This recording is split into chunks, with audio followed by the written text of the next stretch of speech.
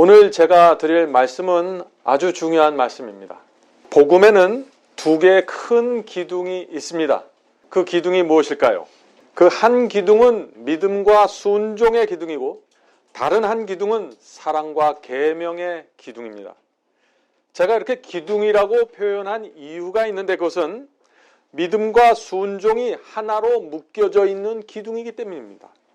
또 사랑과 계명도 하나로 묶여져 있는 기둥이기 때문에 제가 이것을 특별히 두 개의 기둥이라고 설명하는 것입니다.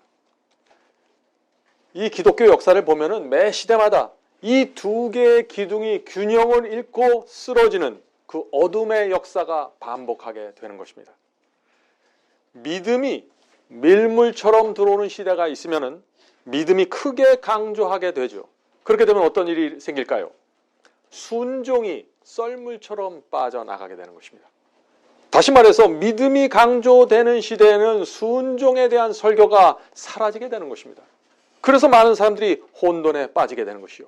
복음의 완전한 균형을 잃어버리게 되는 것입니다. 또 반면에 사랑이 강조되던 시대가 있습니다.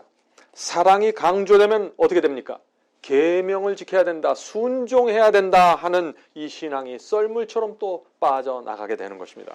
자, 그런 시대의 계명에 대한 설교를 하면 어떻게 될까요? 율법주의자라는 지목을 받게 된다 하는 것입니다. 매 시대마다 믿음과 순종, 사랑과 계명 중에서 어떤 것이 감추어지고 사라지면서 복음이 균형을 잃고 쓰러지게 되는데 그때마다 수많은 사람들이 길을 잃고 멸망으로 들어가게 되는 것입니다. 이것이 두려운 역사의 반복입니다. 지금 이 시대에도 그런 일이 일어나고 있는 것입니다. 자, 그렇다면 지금 이 시대는 어떤 것이 감추어졌을까요? 어떤 것이 밀물처럼 들어오고 어떤 것이 썰물처럼 빠져나가고 있을까요? 복음의 균형이 왜 무너졌을까요? 오늘은 이 중요한 문제에 대해서 좀 살펴보려고 하는 것입니다. 구약시대부터 하나님께서는 이 사랑과 계명을 하나로 묶어서 주셨습니다. 많은 사람들이 이것을 이해하지 못해요. 사랑 따로 계명 따로 이렇게 별개의 것으로 이해하기 때문에 문제가 생기는 것입니다. 그러나 성경은 처음부터 항상 사랑과 계명을 하나로 묶어서 제시하고 있는 것입니다. 자, 그 말씀 볼까요? 신명기서 7장 9절의 말씀입니다. 오직 내 하나님 여호와는 하나님이시요 신실하신 하나님이시라. 그를 사랑하고 그의 계명을 지키는 자에게는, 자, 여기서도 사랑과 계명을 함께 묶어서 말씀하시죠. 그를 사랑하고 그 계명을 지키는 자에게는 천대까지 그의 언약을 이행하시며 인애를 베푸시되. 성도 여러분, 지금 이 말씀에서 누구에게, 어떤 성도들에게 하나님의 언약이 이루어지고 자비가 베풀어진다고 지금 말하고 있습니까? 하나님을 사랑하고 계명을 지키는 자들입니다. 둘 중 하나가 빠지면 안 되는 것입니다. 사랑과 계명은 항상 함께 가기 때문에 그렇습니다. 이것이 처음부터 지금까지 내려온 복음인 것입니다. 자, 그런데 구약시대 유대교에서 어떤 일이 생겼습니까? 복음의 균형이 무너지는 일이 생긴 것입니다. 어떻게 무너졌을까요? 사랑이 사라지게 되었습니다. 행위신앙이 크게 밀물처럼 들어오게 되었습니다. 그러면서 어떤 일이 생겼습니까? 율법주의가 생기게 된 것입니다. 그것이 구약시대에 계속해서 유대교회를 괴롭혔던 문제였던 것입니다. 예수께서 이 땅에 처음 오셨을 때, 초림하셨을 때에도 이 율법주의가 유대교회를 지배하고 있었던 것입니다. 자, 그렇다면 예수께서 그 당시 어떤 설교를 하셔야만 했을까요? 율법이 크게 강조되면서 믿음과 사랑과 은혜가 사라진 이 시대에 예수께서 무엇을 강조하셨어야 됐을까요? 당연히 예수께서는 그런 상황에서는 복음의 균형을 맞춰야 되는 설교를 하실 수밖에 없는 것이죠. 사랑과 계명이 하나로 묶여져 있는 그런 복음을 예수께서 말씀하신 것입니다. 자, 그래서 마가복음 12장에 이런 말씀이 있는 것입니다. 마가복음 12장 29절부터 31절입니다. 12장 29절부터 31절. 첫째는 이것이니 주 곧 우리 하나님은 유일한 주시라. 내 마음을 다하고 목숨을 다하고 힘을 다하여 주 너의 하나님을 사랑하라 하신 것이요. 둘째는 이것이니 내 이웃을 내 몸과 같이 사랑하라 하신 것이라. 이에서 더 큰 계명이 없느니라. 자, 그래서 예수께서 사랑을 말씀하시며 또 계명을 언급하시는 것입니다. 그런데 오늘 많은 사람들이 이 예수님의 이런 말씀을 지적하면서 어떤 얘기를 합니까? 우리는 사랑만 하면 됩니다. 예수께서 사랑이 가장 큰 계명이라고 했으므로 우리는 더 이상 10계명을 지키지 않아도 됩니다. 라는 말을 하는 것입니다. 정말 그럴까요? 예수님은 정말 계명을 무시하고 사랑만 강조하셨을까요? 그렇지 않습니다. 자, 우리가 어떻게 할 수 있나요? 마태복음 5장 17절 18절에 그 말씀이 있습니다. 내가 율법이나 선지자나 폐하러 온 줄 생각지 말라. 폐하러 온 것이 아니요 완전케 하려 함이로다. 진실로 너에게 이르노니 천지가 없어지기 전에는 율법의 1.1획이라도 반드시 없어지지 아니하고 다 이루리라. 성도 여러분, 이 계명에 대한 주님의 생각은 분명합니다. 그것이 무엇인가요? 계명을 지키라는 것입니다. 유대인들이 율법주의에 빠져서 사랑을 외면할 때 예수께서는 사랑과 계명을 하나로 묶으면서 복음의 균형을 잡아주셨습니다. 자, 그래서 예수께서 어떤 말씀을 하셨나요? 요한복음 14장 15절입니다. 너희가 나를 사랑하면은 나의 계명을 지키리라. 얼마나 분명한 말씀입니까? 여러분 아십니까? 2000년 전에 예수께서 하셨던 이 말씀은 오늘날 기독교회가 갖고 있는 이 복음의 문제를 정확하게 지적해주고 있다는 사실 말이죠. 자, 어떻게 지적합니까? 오늘날에는 사랑만 강조하고 있죠? 계명을 무시하고 있죠? 그래서 복음의 균형이 무너져 버렸습니다. 그래서 많은 사람들이 이런 말을 하는 것이죠. 사랑만 하면 되지 계명은 지키지 않아도 됩니다. 십자가에서 계명이 패하지 않았습니까? 라는 말들을 하는 것입니다. 정말 그럴까요? 그렇지 않다는 것입니다. 사도들은 그런 사상을 갖고 있지 않았어요. 자, 바울의 말씀을 보겠습니다. 로마서 13장 10절입니다. 로마서 13장 10절. 사랑은 이웃에게 악을 행치 아니하나니. 그러므로 사랑은 무엇의 완성이요? 율법의 완성이니라. 성도 여러분, 어떻게 사랑이 하나님의 율법을 완성시킬까요? 하나님을 사랑하면은 우상을 섬기지 말라는 계명을 지키게 되기 때문이죠. 하나님을 사랑하는 사람은 반드시 부모를 공경하게 되고 간음하지 않게 되는 것입니다. 하나님을 정말 사랑하면 안식일을 기억하여 거룩히 지키게 되는 것입니다. 왜 그래요? 사랑하기 때문에 지키는 것입니다. 그래서 사랑은 율법의 완성이라고 바울이 말하고 있는 것입니다.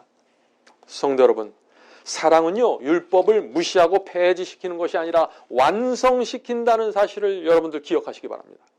자, 예수께서 부활해서 하늘로 승천하셨습니다. 그때 초대교회가 무엇을 강조하셨을까요? 사랑을 크게 강조하게 되었습니다. 그것이 예수님의 복음이니까 그렇죠. 사랑이 밀물처럼 들어오게 되었습니다. 자, 그러자 어떤 문제가 교회에서 생겼을까요? 사랑을 강조하면서 계명을 무시하는 사람들이 생기기 시작하는 것입니다. 오해하는 것이죠. 예수님의 기별을. 자, 그런 상황에서 제자들이 무슨 설교를 해야 될까요? 복음의 균형을 맞춰주는 설교를 또 해야 되는 것입니다. 그래서 요한일서에 이런 말씀이 있는 것입니다. 요한일서 2장 4절입니다. 저를 아노라 하고 하나님을 아노라 하고 그의 계명을 지키지 아니하는 자는 거짓말하는 자요 진리가 그 속에 있지 아니하고. 얼마나 분명한 말씀입니까? 사도들은 하나님을 안다고 말하면서 하나님을 사랑한다고 말하면서 계명을 지키지 않는 신앙을 전혀 인정하지 않았던 것입니다. 그런 신앙을 거짓이라고 했고 그런 신앙 속에는 진리가 그 속에 없다고 말하고 있는 것입니다. 성도 여러분, 우리가 초대교회가 가지고 있던 신앙, 사도들이 전했던 복음이 무엇인지 정확하게 이해해야 하는 것입니다. 그래야 길을 잃어버리지 않는다 하는 것입니다. 자, 요한계시록을 보면은요, 놀라운 말씀이 있습니다. 자, 그 말씀이 무엇일까요? 그것은 사탄이 초대교회, 1세기 교회를 공격했던 아주 구체적인 방법이 기록되어 있습니다. 자, 요한계시록 2장 2절과 6절의 말씀을 보겠습니다. 자칭 사도라 하되 아닌 자들을 시험하여. 초대교회의 가장 큰 특징이 뭐예요? 거짓 사도들이 나타나면 시험하는 것입니다.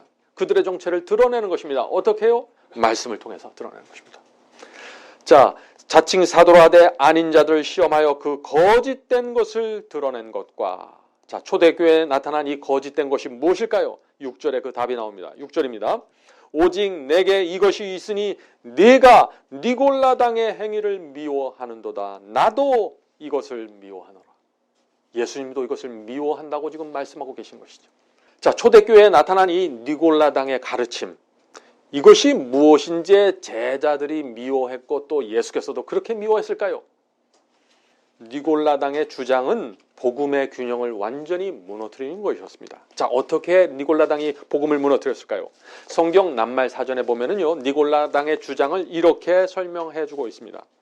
자, 니골라당은 한 번 믿은 뒤에는 무슨 행동을 해도 죄가 되지 않기 때문에 구원을 잃어버리지 않는다고 주장하였다. 자, 이것이 무슨 가르침이에요? 니골라당의 가르침이라는 것입니다. 1세기부터 사탄은 이런 가르침을 통해서 교회를 공격했던 것입니다. 이 니골라당의 가르침을 이용해서 교회를 공격했던 이유가 무엇입니까? 복음의 균형을 무너뜨리는 것입니다. 자, 이런 니골라당의 교리를 받아들이면 어떻게 되나요? 육체의 정욕과 욕망을 자제하지 않고 살아가게 되는 것입니다. 왜냐하면 믿기만 하면 구원받기 때문이죠. 그래서 이 니골라당의 가르침을 받아들이면 어떻게 되나요? 믿는다고 말하지만 하나님의 말씀과 계명에 순종하지 않는 삶을 살면서 여전히 나는 구원받았다 하는 거짓 확신을 갖게 된다는 것입니다. 성도 여러분, 오늘날도 이런 가르침이 교회 안에 있습니까? 정말 많이 있는 것입니다. 믿기만 하면 구원받는다, 순종하지 않아도 된다. 이런 니골라당의 교리가 지금 이 시대의 교회도 밀물처럼 밀려 들어오고 있는 것입니다. 조심하시기 바랍니다. 바울의 말씀을 잘 들어보세요. 이것이 초대교회 성도들이 붙잡고 있었던 믿음과 율법의 순종의 균형이었습니다. 자, 이 말씀을 들어보세요. 로마서 3장 31절입니다. 그런즉 우리가 믿음으로 말미암아 율법을 폐하느뇨? 그럴 수 없느니라. 도리어 어떻게 해요? 율법을 굳게 세우느니라. 성도 여러분, 우리가 정말 주님을 믿으면은 그분의 말씀과 계명을 굳게 세우게 됩니다. 자, 어떻게 하는 것이 말씀과 계명을 굳게 세우는 것일까요? 순종함으로 세우는 것입니다. 그래서 이 믿음과 순종은 함께 나란히 가는 하나의 기둥이라는 것입니다. 누구도 이것을 둘로 나누어서 분리시킬 수 없는 것입니다. 왜냐하면 믿으면 순종하게 되기 때문이죠. 자, 사도들과 제자들이 나이가 들어서 죽고 순교당했습니다. 세월이 흘러갔습니다. 중세기가 되었습니다. 기독교에 어떤 문제가 생겼습니까? 큰 배도가 일어나고 세속화되었습니다. 중세기 안에 무엇이 밀물처럼 밀려 들어왔을까요? 행함이 밀물처럼 밀려 들어왔습니다. 그에 따라 믿음이 썰물처럼 빠져나갔습니다. 하나가 밀물처럼 들어오면 다른 하나가 썰물처럼 빠져나가는 이런 역사 때문에 복음의 균형이 무너지고 사람들이 멸망 속으로 들어갔다는 것입니다. 중세기 천주교회는 의식과 예식을 통해서 또 미사를 통해서 구원받을 수 있다는 복음을 전했습니다. 행함과 고행으로 구원받을 수 있다는 이 행위 구원이 그래서 그 당시 온 유럽에 퍼져 있었던 것입니다. 어떤 일이 생겼을까요? 복음의 균형이 심각하게 무너졌던 것입니다. 복음에서 믿음과 은혜가 사라지고 행함과 의식만 남아있게 된 것입니다. 그것이 중세기의 기독교의 모습이었습니다. 그런데 그 당시에 설교를 하고 말씀을 전하는 사람들이 조용했습니다. 왜 그랬을까요? 중세기 천주교회는 로마 황제와 손을 잡고 절대 권력을 휘두르던 교파였습니다. 그래서 교회의 배도와 거짓 복음을 경고하는 파수꾼의 음성이 들리지 않았던 것입니다. 왜 그래요? 두려워서 숨을 죽이고 살았던 것이죠. 믿음과 순종을 하나로 묶고 사랑과 계명을 하나로 묶기 위해서 목숨을 걸고 설교하는 설교자들이 나타날 수가 없는 그런 환경이 되어버리고 말한 것입니다. 그러자 어떤 일이 생겼을까요? 수많은 양들이 무너진 복음에 기만당해서 멸망당하게 된 것입니다. 그것이 중세기 종교 암흑기의 역사라는 것입니다. 성도 여러분, 그러나 하나님께서는 계속 역사하십니다. 하나님께서 정하신 시간이 되자 16세기가 되자 종교개혁운동이 일어나기 시작한 것입니다. 자, 하나님께서 이 종교개혁운동을 일으키신 이유와 목적이 무엇일까요? 무너진 복음의 균형을 세우기 위해서입니다. 1000년 동안 무너져 있던 그 복음의 균형을 다시 일으키고 잡아주기 위해서입니다. 자, 그래서 마틴 루터와 개혁자들이 무엇을 강조하기 시작했습니까? 믿음과 은혜를 강조하면서 복음이 밀물처럼 또 밀려 들어오게 된 것입니다. 구원은 행함과 고행을 통해서 얻는 것이 아니라 오직 하나님의 은혜와 예수 그리스도를 믿음으로 얻게 된다는 진리가 선포되기 시작한 것입니다. 자, 그들이 무엇을 했던 것입니까? 복음의 균형을 다시 맞춰주려고 애를 썼던 것입니다. 그것이 종교개혁운동의 시작이었다는 것이죠. 자, 이렇게 복음의 균형이 맞춰지기 시작하자 어떤 일이 생겼습니까? 천주교회가 1000년 동안 가르쳤던 그 거짓 복음의 정체가 드러나기 시작했죠. 1000년의 권세가 무너지기 시작했던 것입니다. 진리는 성도들을 살리지만 거짓을 무너뜨리는 파워가 있는 것입니다. 이 진리의 빛이 사람들의 양심을 일깨웠고 그때부터 개신교 신앙이 전파되기 시작한 것입니다. 어떤 일이 생겼을까요? 핍박이 그때부터 또 다시 일어나는 것입니다. 천주교회는 개혁자들을 교회에서 파면시키고 화영대에 세워서 불태우기 시작했습니다. 그러나 이 종교개혁운동은 끊임없이 유럽으로 퍼져나갔던 것입니다. 자, 우리가 여기서 한 가지 질문을 좀 해봐야 됩니다. 우리가 만약 그 시대에 살았다면, 16세기에 살았다면 우리는 누구의 편에 서 있었을까요? 여러분이 그 시대에 살았다면 개혁자들의 신앙을 받아들였을까요? 1000년 동안 강조되었던 그 행위 신앙을 버리고 믿음과 은혜의 복음을 받아들였을까요? 여러분이 그 시대에 살았다면 교회에서 출교당하고 지옥에 갈 것이라는 정죄를 무릅쓰고 진리를 붙잡았을까요? 이 질문이 저와 여러분의 신앙의 정체를 드러내는 질문이다 하는 것입니다. 이 16세기에 시작된 믿음과 은혜의 복음이 수백 년 동안 개신교 속에서 강조되어 왔습니다. 자, 그러면서 어떤 일이 생겼을까요? 무엇이 썰물처럼 빠져나갔을까요? 순종과 계명이 빠져나가게 된 것입니다. 의의 열매가 썰물처럼 밀려나가게 된 것입니다. 믿음과 은혜에 밀려서 말이죠. 두 개가 나란히 공존하면서 균형을 잡아줘야 되는데 그런 일이 안 됐던 것입니다. 성도 여러분, 이제 기독교 역사에서 수없이 반복되는 이 밀물과 썰물의 역사가 보이십니까? 오늘 이것이 제가 여러분께 말씀드리고자 하는 요지가 되는 것입니다. 물론 종교개혁자들은요, 중세기 1000년 동안 그 덮여져 있던 믿음의 중요성을 드러냈습니다. 그것이 그들의 공로입니다. 그러나 우리가 한 가지 이해할 것이 있는데 그것은 뭐냐면은 그들이 설교할 때 천주교회가 가르쳤던 그 행위신앙을 무너뜨리고 반발하기 위해서 설교할 수밖에 없었다는 것입니다. 그래서 그들의 설교와 글이 어떻게 돼요? 믿음을 강조하는 면으로 치우칠 수밖에 없었다는 것입니다. 그것이 그때의 상황이었다는 것입니다. 그래서 그들은 믿음과 순종의 그 완전한 기둥을 세우는 데까지 나갈 수 없었다는 것입니다. 우리가 이것을 이해해야만 그들의 말씀을 이해할 수 있는 것입니다. 자, 그런데 한 가지 안타까운 것이 있습니다. 그들은 그렇다고 쳐도 이 루터와 칼빈의 후예들이 그들이 이루지 못한 이 복음의 균형을 완전하게 잡아주었어야 하는데 이들이 그러지 못했다는 것입니다. 그들은 점점 더 밝은 빛으로 나가지 않았습니다. 종교개혁의 정신을 잃어버렸습니다. 그래서 그들은 그냥 루터 교회를 세웠고 칼빈의 그 장로교회를 세워서 하나의 거대 교파로 만족하고 안주하고 말았던 것입니다. 진리가 앞으로 전진하지 못했습니다. 마치 하나님께서 시작하신 이 종교개혁 운동, 이 거대한 강물이 멈추는 것처럼 보였던 것입니다. 그러나 하나님께서는 멈추지 않으십니다. 예수께서 재림하실 때까지 이 거대한 운동은, 이 강물은 멈추지 않고 흐르게 될 것입니다. 그것을 위해서 저와 여러분이 지금 여기에 있는 것입니다. 1700년대가 되면서 하나님께서 또 한 명의 위대한 개혁자를 일으켰는데 그가 누구일까요? 그가 영국에서 나타난 요한 웨슬러입니다. 그 당시 영국 교회들은요, 믿기만 하면 구원받는다는 이 믿음의 물결로 뒤덮여버렸습니다.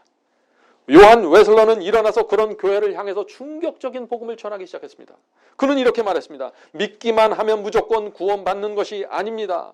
죄를 붙잡고 있는 자는 구원받을 수 없습니다. 아무리 믿는다고 말해도 거룩함의 경험이 없으면 구원받을 수 없습니다. 의의 열매가 없는 회개는 참된 회개가 아닙니다. 성도 여러분, 요한 웨슬러가 무엇을 한 것입니까? 복음의 균형을 다시 잡아주기 시작한 것입니다. 순종의 물결, 거룩함의 물결을 기독교회 속으로 끌어들이는 것입니다. 요한 웨슬러는요, 바울이 했던 이 말씀을 드높이면서 설교를 했습니다. 자, 그 말씀은 로마서 6장에 나오는 말씀이죠. 로마서 6장 22절입니다. 이제는 너희가 죄에게서 해방되어 하나님께 종이 되어 거룩함에 이르는 열매를 얻었으니 이 마지막은 무엇이라? 영생이라. 믿기만 하면 바로 영생으로 들어가는 것이 아니라는 것입니다. 바울은 지금 뭐라고 얘기하고 있습니까? 우리가 믿을 때 죄에서 해방되고 하나님의 종이 되고 그 다음에 거룩함에 이르는 열매를 우리 삶 속에서 마음에서 맺게 되고 그 마지막에 영생으로 들어가게 된다. 이것이 영생을 얻는 전체 과정이고 경험이라는 것입니다. 그 당시 17세기부터 기독교에 이 문제가 빠져 있었다는 것입니다. 바울이 했던 바로 이 로마서 6장의 말씀 위에 서서 요한 웨슬러는 믿음만 강조하던 그 당시 교회들을 크게 책망했던 것입니다. 그는 이렇게 말했습니다. 참된 믿음이 있는 자에게는 반드시 순종이라는 열매가 맺힌다. 그것이 믿음과 순종의 완전한 균형의 복음입니다. 성도 여러분, 이것을 잊지 마십시오. 복음의 이 균형이 무너지면 바로 어둠 속에 들어가는 것입니다. 자, 요한 웨슬러는 어쩌다가 그런 설교를 하게 되었을까요? 그는 신실한 사람이었습니다. 그런데 그가 어떤 모라비안 교도의 경건한 모습을 보면서 큰 충격을 받았습니다. 자신의 부족함과 위선을 깊이 느끼게 되었습니다. 믿음만을 말하면서 부패해가는 그 당시의 기독교를 바라보게 되었습니다. 요한 웨슬러는 세상 죄를 지고 가는 그 하나님의 어린 양에게 자신의 죄를 온전히 드려야 한다는 사실을 깨닫게 된 것입니다. 그는 그래서 용기를 갖고 일어서서 이렇게 말했습니다. 영국 교회가 세속화되고 타락하게 된 이유가 무엇입니까? 그것은 믿기만 하면 구원받는다는 이 거짓 복음에 빠져 있기 때문입니다. 라고 설교했던 것입니다. 예수를 믿는다고 하면서 하나님의 말씀에 불순종하는 사람들은 결코 구원받지 못할 것입니다. 라고 경고했습니다. 그 당시 계신 교회 전체가 믿음만을 강조하면서 나가고 있는데 요한 웨슬러가 홀로 우뚝 서서 이 말씀을 전한 것이에요. 하나님의 종입니다. 그의 설교를 들여다보면요, 하나님을 사랑하는 성도에게는 순종과 절제의 열매가 맺히게 된다는 가르침이 또한 세워져 있었습니다. 자, 이런 가르침은 그 당시 대다수의 교회들로부터 환영받았을까요? 아닙니다. 큰 반대와 핍박을 당하게 되었습니다. 그러나 진리를 사모하는 성도들의 반응은 달랐습니다. 그들은 요한 웨슬러의 설교가 하늘에서 내려온 빛이라고 믿었습니다. 그래서 그 설교를 붙잡았습니다. 그 결과 감리교회가 생기게 된 것입니다. 성도 여러분, 지금은 감리교회가 모든 교회들로부터 환영받는 정통이라고 인정받고 있죠. 그러나 1700년도에는 그렇지 않았습니다. 그 당시 요한 웨슬러가 전하는 이 복음의 균형, 순종과 믿음의 이 균형을 받아들이면 곧바로 교회의 핍박을 받았고 자신이 다니던 교회를 떠날 수밖에 없었던 것입니다. 영국의 교회들은요, 그 당시 요한 웨슬러와 그를 따르던 사람들을 조롱했습니다. 자, 그래서 어떻게 조롱했습니까? 그들이 이런 식으로 조롱했습니다. 구원은 오직 믿음으로 받는 것인데, 구원은 은혜의 선물인데 당신들은 구원받는 방법과 수단을 말하고 있습니다. 누구든지 주님을 영접하면 구원받는 것인데 당신들은 성화되어야 한다고 말하고 있습니다. 당신들은 방법론자입니다. 라고 조롱했던 것입니다. 바로 여기서 감리교회의 이름이 나타나게 된 것입니다. 그 당시 장로교인들이 요한 웨슬러를 어떻게 불렀어요? 방법론자, 메소디스트라고 조롱했습니다. 이것은 놀리는 이름입니다. 이것이 감리교회의 영어 이름이 된 것입니다. 그래서 메소디스트 처치 하면은 한국말로 번역해서 감리교회입니다. 감리교회 하면 멋지게 들리죠? 그러나 영어 이름을 보면 방법론자들의 모인 교회, 이런 뜻입니다. 조롱하던 교회를 요한 웨슬러는 그것을 붙잡아서 당당하게 그것을 자신의 교회 이름으로 세운 것입니다. 자, 순종과 거룩함의 열매가 밀물처럼 요한 웨슬러에 의해서 교회 안으로 들어오게 되었습니다. 예수를 믿으면 무조건 구원받는다는 이 거짓 복음이 잠시 멈칫하는 것처럼 보였습니다. 그러나 세월이 지나가면서 또다시 복음의 균형이 또 무너진다는 것입니다. 똑같은 역사가 계속 반복되는 것입니다. 요한 웨슬러의 복음은 쇠퇴해갔고 그의 후예들은 거룩함과 성화의 기별을 버렸습니다. 그래서 오늘날 감리교회 속에 들어가면 이런 기별이 잘 듣지를 못하는 것입니다. 지금 이 시대는요, 교회에서 거룩함과 참된 회개를 촉구하는 음성이 사라진 시대입니다. 여러분들 그 사실을 아셔야 됩니다. 순종과 계명에 대한 설교가 거의 사라져버리고 말았던 것입니다. 믿기만 하면 구원받는다는 그 설교가 다시 교회를 지배하게 되었고, 하나님의 계명이 십자가에서 패해졌기 때문에 이제 더 이상 지킬 필요가 없다는 이 교리가 기독교 전체를 뒤덮고 있습니다. 어떤 일이 생긴 것입니까? 다시 한번 복음의 균형이 무너지는 배도가 교회 속에 일어난 것입니다. 니골라당의 교리가 다시 세워지는 것입니다. 성도 여러분, 여러분은 어떤 복음을 받으시겠습니까? 우리는 반드시 믿음과 순종이라는 기둥, 사랑과 계명이라는 이 기둥을 붙잡아야 됩니다. 완전한 조화를 이룬 복음을 받아야 하는 것입니다. 그래야만 구원이 이루어지고 우리의 경험이 영적으로 성장하게 되는 것입니다. 바로 이 복음이 초대교회 성도들이 믿었고 제자들이 가르쳤던 원래의 복음입니다. 그런데 오늘날 많은 분들이 이런 오해를 하죠. 마틴 루터와 요한 칼빈은 믿음과 은혜를 강조했고 계명은 더 이상 지킬 필요가 없다고 했습니다. 정말 그럴까요? 16세기 종교개혁자들이 어떤 말을 했는지 직접 들어보시기 바랍니다. 먼저 마틴 루터의 말을 제가 읽어드리겠습니다. 하나님의 법, 즉 계명이 폐지되어야 한다는 이론이 어떻게 나올 수 있는가? 나의 논리로는 그와 같은 결론을 얻을 수 없다. 법이 폐지되었다는 논리를 주장하는 사람을 만나서 그가 어떻게 그러한 말을 할 수 있는지에 대해서 들어보고 싶다. 죄에 묶여서 죄를 범하고 있는 사람이 어떻게 법을 없애버릴 수 있단 말인가? 법이 없는 곳에 어떻게 죄가 있을 수 있단 말인가? 누구든지 법을 없애려는 사람은, 누구든지 계명을 없애려는 사람은 죄를 없애려는 것과 같다. 마틴 루터의 사상이 분명하지 않나요? 다시 요한 칼빈의 말을 들어보죠. 그가 어떤 사상을 갖고 있었는지. 자, 우리는 예수 그리스도의 초림이, 십자가가 우리를 율법의 권위로부터 해방시켰다고 상상해서는 안 된다. 왜냐하면 하나님의 계명은 그리스도인의 생애가 거룩한 삶으로 흘러가고 있는지를 판단하는 영원 불변의 법칙이기 때문이다. 하나님의 공의를 포함하고 있는 율법은 마땅히 존재해야만 하며 변하지 말아야 한다. 하나님의 법은 그 권위에 있어서 조금도 감소되지 않았다. 우리는 하나님의 법, 십계명에 대하여 언제나 동일한 존경과 순종을 표현해야만 한다.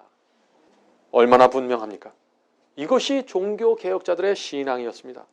그런데 참 이상한 것은 오늘날 십계명에 대한 이상한 이해와 오해들이 교회 속으로 밀물처럼 밀려들어오고 있다는 것입니다. 아무도 이것에 대항해서 서질 않는 것입니다. 왜 그럴까요? 참 이상한 일입니다. 그래서 오늘날 교회에 하나님의 계명에 대한 충성이 흔들렸고 믿음과 순종의 균형이 크게 무너지게 된 것입니다. 그래서 오늘날 교회 속에 다니엘과 세 친구들과 같은 그런 충성스러운 성도들이 나타날 수 없게 된 것입니다. 심지어 계명에 순종하라는 설교를 하면 어떻게 돼요? 율법주의자로 몰리게 되죠. 참 이상한 시대가 된 것입니다. 2000년 전에는 바리새인과 유대교회가 율법주의에 빠져서 사랑과 계명의 균형을 무너뜨리고 깨뜨렸는데 지금 이 시대는 현대 기독교회는 십자가에서 율법이 폐해졌다는 그 교리를 세워서 계명의 중요성을 덮어버렸습니다. 그 결과 어떤 일이 생겼습니까? 사랑과 계명의 균형이 무너지게 되었다는 것입니다. 계명은 사라지고 사랑만 밀물처럼 들어오게 된 것입니다. 진짜 사랑이 아니라 값싼 사랑, 거짓 사랑이죠. 사랑이 계명과 분리되는 순간 그 사랑은 거짓 사랑이 되는 것입니다. 그래서 값싼 사랑만 남게 되었고 교회가 도덕적으로 크게 부패하게 되었다는 것입니다.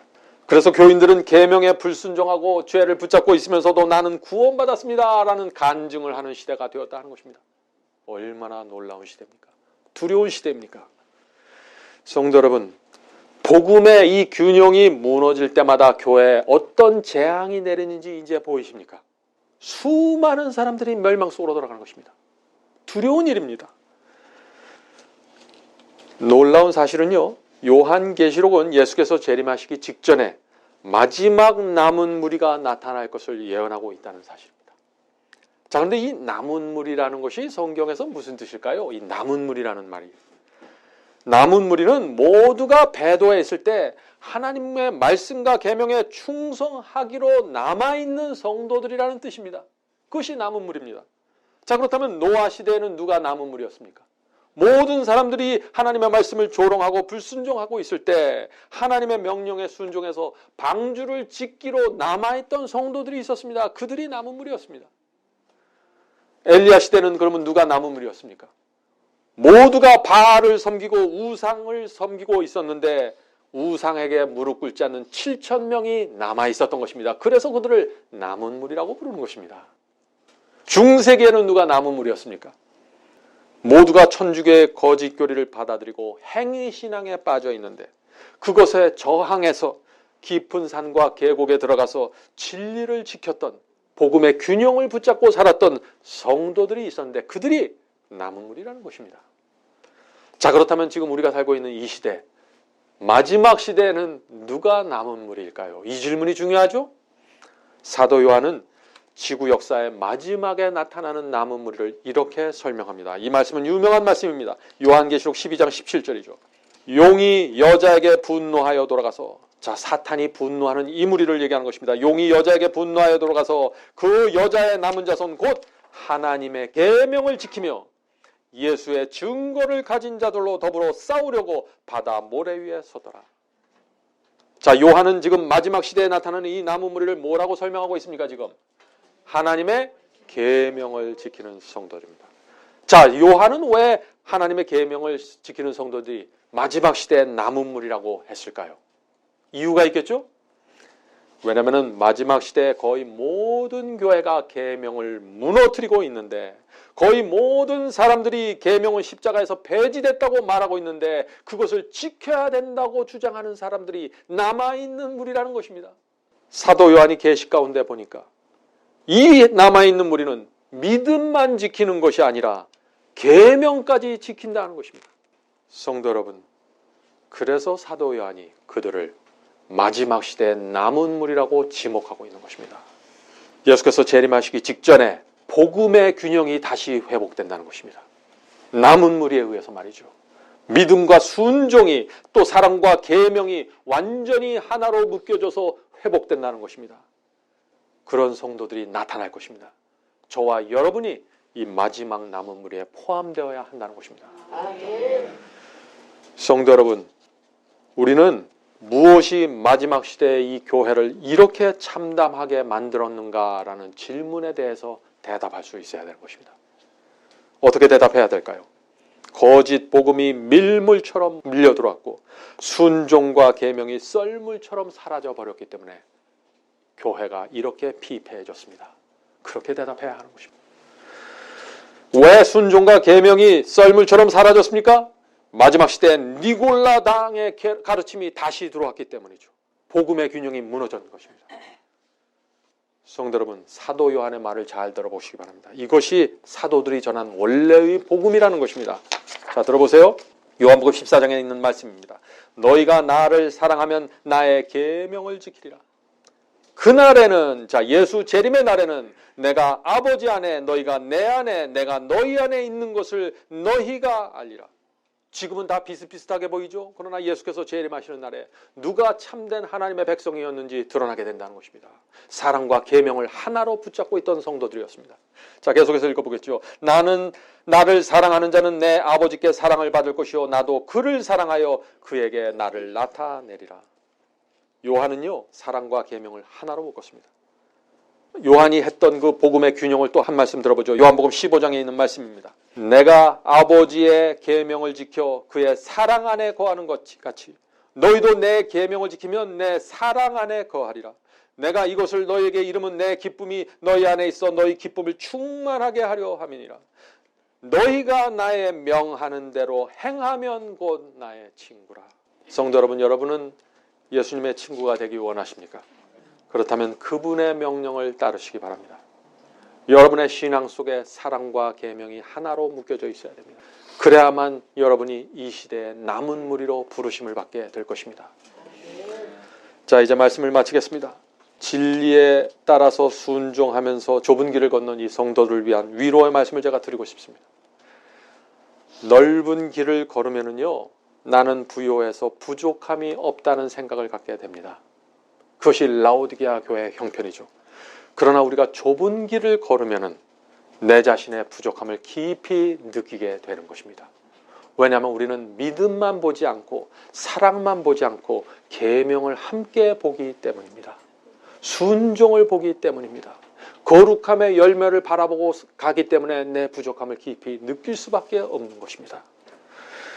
어떤 때는 정말 내가 성령으로 거듭났는가라는 의구심을 가질 수도 있을 것입니다. 사랑하는 형제 자매 여러분, 그러나 낙심하여 뒤로 물러나지 마시기 바랍니다. 바울의 말을 들어보시기 바랍니다. 히브리서 10장 38절입니다. 오직 나의 믿음은 믿음으로 말미암아 살리라. 또한 뒤로 물러가면 내 마음이 저를 기뻐하지 아니하리라 하셨느니라. 좁은 길을 가다 보면은 힘들어서 뒤로 물러서고 싶은 충동을 느낄 때가 있는 것입니다. 그때 우리는 예수님의 발 아래 가서 눈물을 흘리게 되는 것이죠. 우리는 힘들 때 주님의 십자가를 붙잡고 주께로 오는 은혜와 위로를 받아야 하는 것입니다. 그것을 받으면서 좁은 길을 걷는 것입니다. 성도 여러분, 어떤 경우에는요, 우리가 사탄에게 정복당했는가 하는 그런 느낌을 가질 때도 있는 것입니다. 그러나 그때일지라도 하나님께서 우리를 버리거나 거절하지 않는다는 사실을 기억하시기 바랍니다. 왜냐하면 우리의 마음과 소원과 의도는 좁은 길을 걷는 것이기 때문이죠. 이 요한의 말을 잘 들어보시기 바랍니다. 요한일서 2장 1절입니다. 나의 자녀들아, 내가 이것을 너희에게 쓸문 너희로 죄를 범치 않게 하려 함이라. 만일 누가 죄를 범하면 아버지 앞에서 우리에게 대언자가 있으니 곧 의로우신 예수 그리스도시라. 얼마나 위로가 되는 말씀입니까? 우리는 죄를 범하지 않는 생애를 소원하면서 살아야 됩니다. 그러나 혹시 우리가 죄를 범하면은 주 앞에 나가서 하나님의 아들이 우리를 위해서 피 묻은 손을 펼치고 변호해 주는 모습을 바라봐야 하는 것입니다. 용기를 잃지 말고 전진해야 하는 것입니다. 그리스도의 피와 성령의 은혜가 하늘 가는 그날까지 우리를 붙잡아 주시고 인도해 주시길 제가 간절히 바랍니다. 하늘에 계신 저희들의 아버지, 저희가 진리의 완전한 균형을 바라볼 수 있도록 도와주시옵소서. 그래서 저희가 이 시대에 하나님께서 부르시는 마지막 남은 자손이 될 수 있도록 도와주시옵소서. 그 부르심에 응답하려면은 저희가 주님만 바라보고 좁은 길을 걸어야 합니다. 도와주시옵소서. 저희가 이 길을 걸을 때 느끼고 당하게 되는 고난 속에서 주님을 붙잡을 수 있도록 도와주시옵소서. 성령의 은혜가 늘 저희의 마음을 위로하고 저희 속에 이 세상이 이해할 수 없는 기쁨과 은혜가 충만할 수 있도록 도와주시옵소서. 하늘에 계신 아버지, 저희를 이 진리 가운데 불러주셔서 감사합니다. 세상 역사를 마치는 이 마지막 복음에 저희의 생애로 응답할 수 있도록 도와주시옵소서.